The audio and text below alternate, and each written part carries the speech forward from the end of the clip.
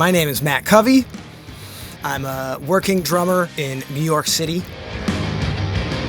In my 20 years touring as a professional drummer and 6 years as a participant, I can honestly say the Fest is consistently one of the purest, warmest, truly gratifying festival experiences one can have. And somehow, the music itself, it sounds different. It sounds better. What is that? It's culture with a capital C, and you can recognize it anytime you hear it. This is Baby's first Fest. Thanks for coming out, y'all. Behind it all, there's an unsung group of engineers and technicians. As a group, they allow the Fest to be one of the most consistently enjoyable festival experiences in the US, in North America. Meanwhile, this young Austrian microphone company called Lewitt Audio, they were looking to get some field testing and reactions and to see how their drum mics, which they just brought in force to the US, how they're going over in the field. And that's where I come in.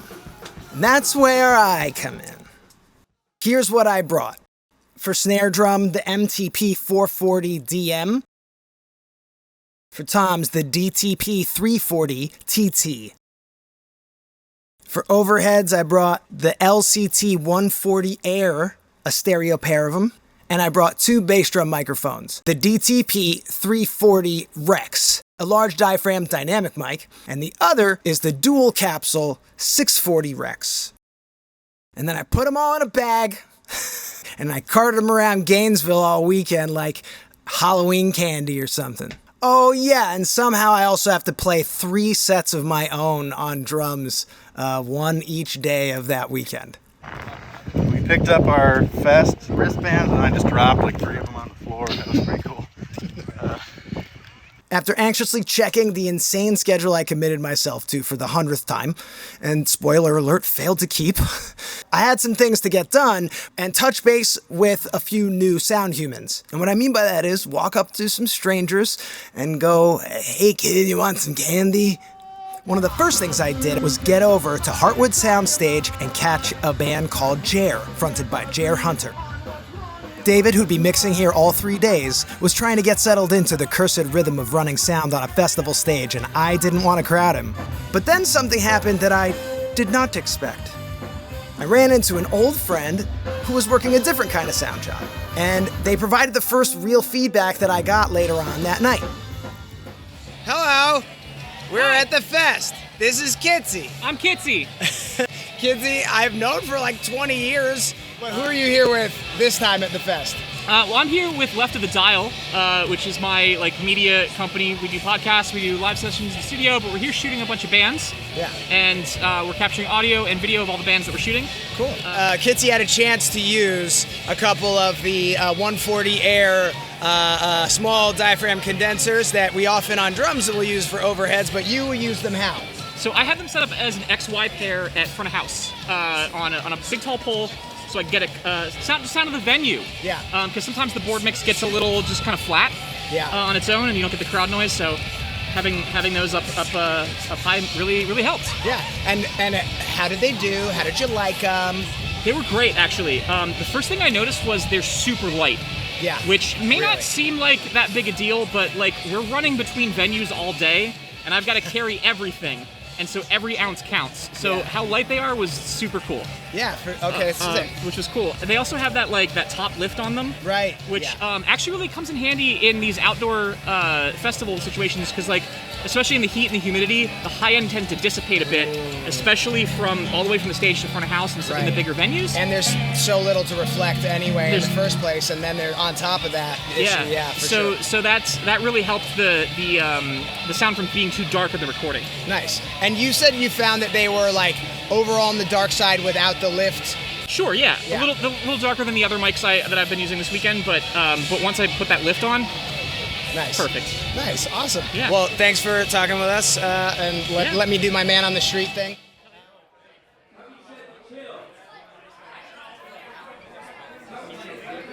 Lucy's is a cozy club. It boasts 150-person capacity. It has a modest indoor stage that punches way above its weight outside.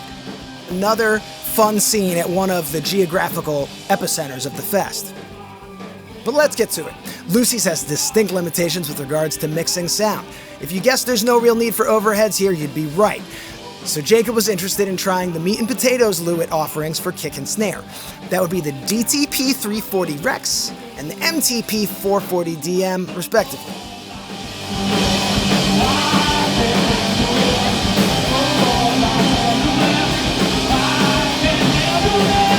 And here's my band, Original Sharks.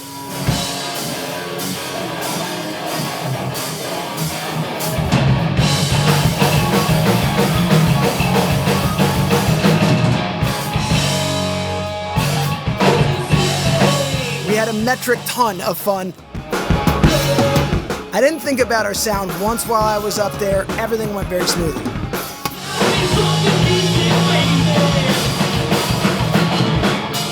As we were tearing down, I asked Jacob how the 340 Rex and the 440 DM sounded. Jacob pointed out rightly that the two mics dropped pretty easily and without issue into a sound system in a small room with typical pitfalls.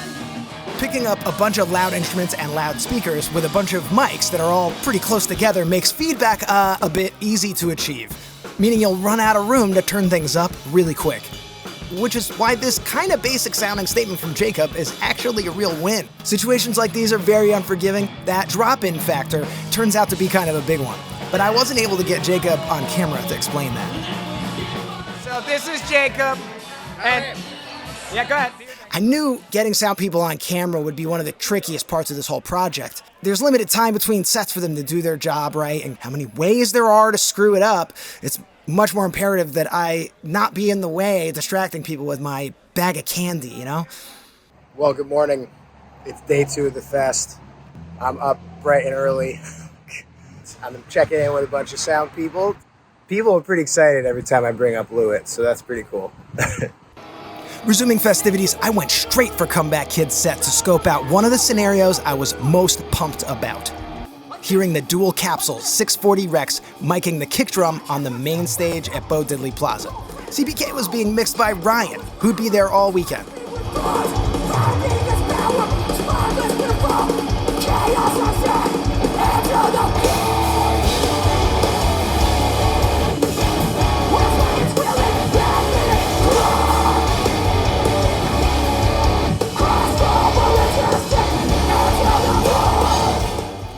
God. Well, yeah, that kick drum for sure sounded great to me.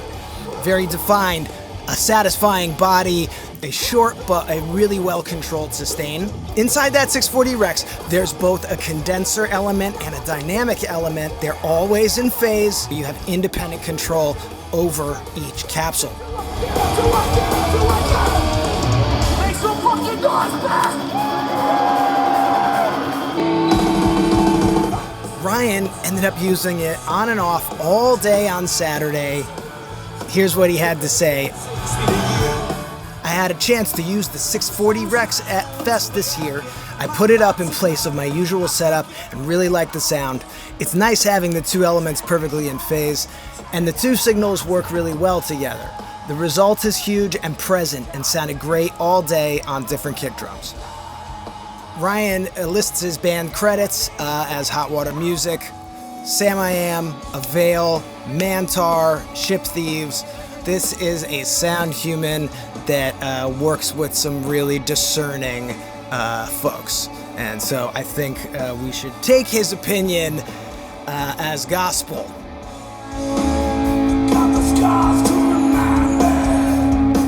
And now I needed to check in for the punk cellist set. The punk cellist! You already know.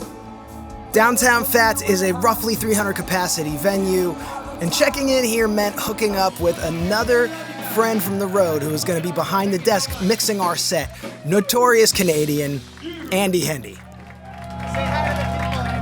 Hi, people!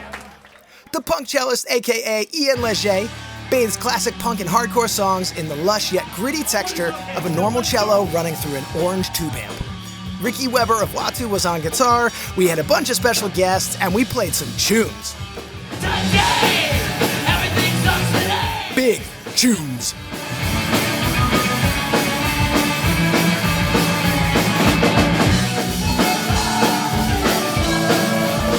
the GD Lewitt mics performed beautifully.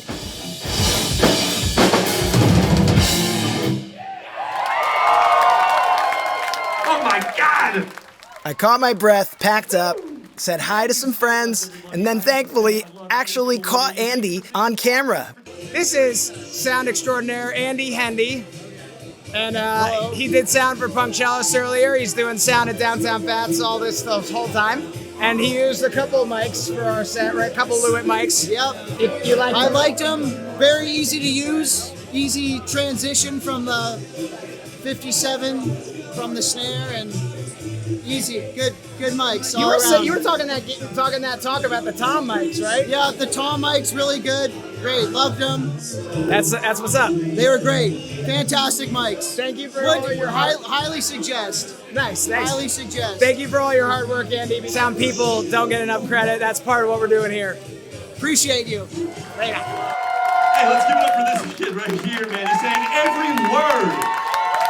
We love to see it. The next generation of punk being raised right, man. Let's go. In a separate conversation, Andy also told me that he had to goose the 340 Rex on the kick drum a little bit to get that articulation to pop. But again, as with Kitzy and that pair of 140 airs, the way Lewitt seems to structure things is that the onboard presets are more specifically designed for drum applications. Leaving that preset off is more for non-drum applications, like miking a bass amp. Next, I bounced back over to Heartwood, where the energy was, still high.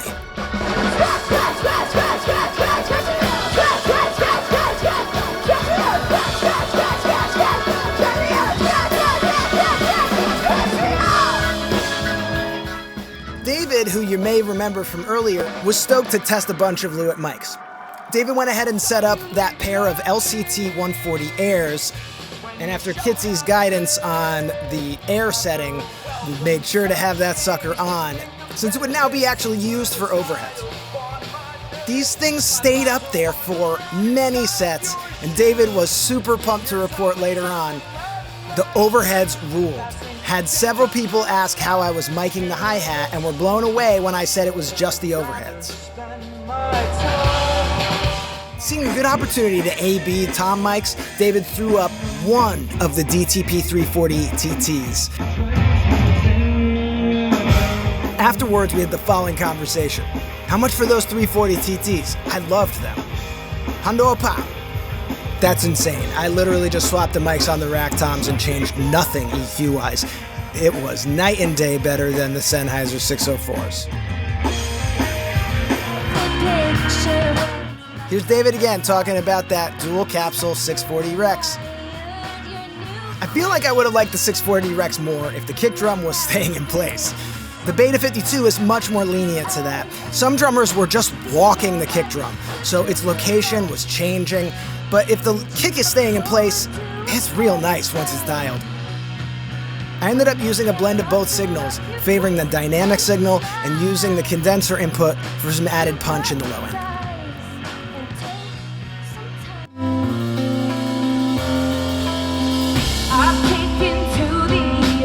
On the 440 DM, David had this to say. The snare mic I hated on top. I liked it better than a 57 on the bottom. Maybe if it was an indoor show, I'd have liked it on the top too. I believe the children are future. Bring them to fest and they will be better than other children. It's day 3. I kept on like this, bouncing around from venue to venue, checking in with people, collecting the microphones over the day, and wrapping this up. It actually maybe feels attainable. Finally, there's just one set left. Only one thing to have to think about. Except no, because I have to set up the shot from front of house, set levels, stretch. Jesus Christ, God! It's the 10-year anniversary of Such Gold's biggest release, Misadventures. We're going to do something that we haven't done in 10 years, which is invite some people on stage to play so Ben can just hold the microphone for a few songs. You guys down with that? Tonight's set list includes 3 brand new songs that no one's heard.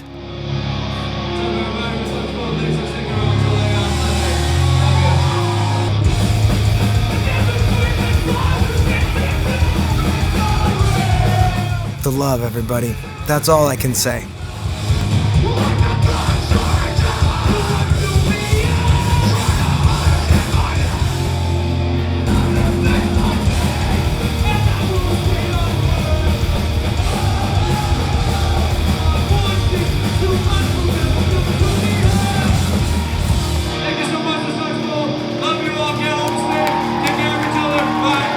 Now, while I couldn't get his feelings on camera, our sound human, Justin, who may or may not be a saint, couldn't stop raving about the MTP 440 DM on the snare, as well as the 340 TTs on the toms.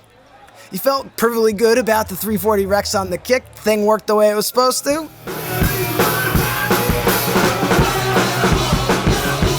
Now, I expected different engineers to have different impressions, of course. I expected some mics to be divisive, and we got a little of that. What I was surprised about, though, is the consistency of the positive feedback after one gig and very little time to properly explore and mess with them. Imagine what some quality time would have yielded.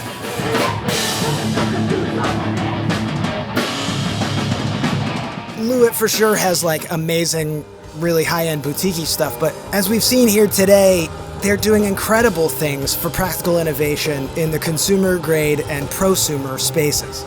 Their base level sound quality is happening, and the features add a level of flexibility that are so relevant to today's toolkit that it's just only a matter of time.